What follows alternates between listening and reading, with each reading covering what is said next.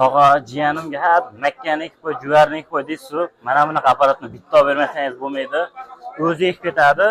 5 santimetrdan 40 santimetrgacha ko'rar ekan. Bu $65 boshlanadi. Assortiment ko'rsating. Assortimentlari bor.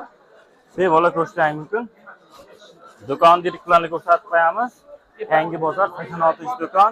Ichkariga kiramiz. Narxlarni avval arzonligini tekshirib turib, keyin obzor qilib o'tyapmiz. Keling uka.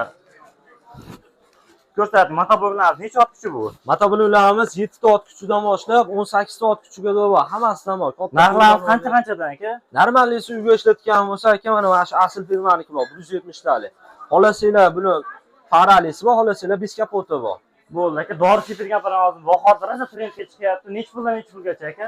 Trenddan chiqyapti, skidka tashlaganimiz 650 mingdan 1 millionga bor. Gap yo'q aka. Aka, quduqqa tashlagani qanaqalarni tavsiya qilasiz? Quduqqa tashlagani aka mana bular bor mana. 76 lik, 100 lik, 25 dan boshlab ketaveradi.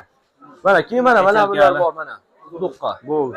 Aka podiyumlariga. Uyimda olgan kanal o'tgan. Kanalga tashlagani ham bor, bularningiz yaramaydi-yu hozir bu. Kanalga bo'lsa mana ular bor. Keyin mana bular bor mana. Daryolarga tashlaydi mana. Daryolar suvini sug'orib turgan. Bitta totib oladi. Gap yo'q lekin. Assortiment ko'rsatinglar. Mana kommentariyga yozib beringlar. Qaysi narxini qo'l obzor qilib beraylik. Mana aka mana ko'rsatib yuborsalar. Yo, bu qishlog'im ketadi-yu bu. 3 fazaga ishlaydi bular. Aka, buni generator ham bosasam bo'ladimi aka? Bu suv to'k yo'q. Generatorga boshlagani aka mana. Mana bu aka. Mana buni ko'rsatinglar. Mana shu anchanka motorimiz. Mana shundan olinadi keyin.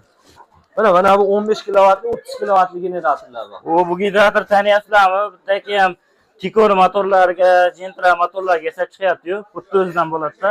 Chetdan olishar ekan ular ham. Bemalol kelib murojaat qilsa, pastki nomerlarni qoldiramiz. Yana nima qiziq sizlarga, o'shani o'z izohlarida o'z fikrlaringizni qoldiringlar.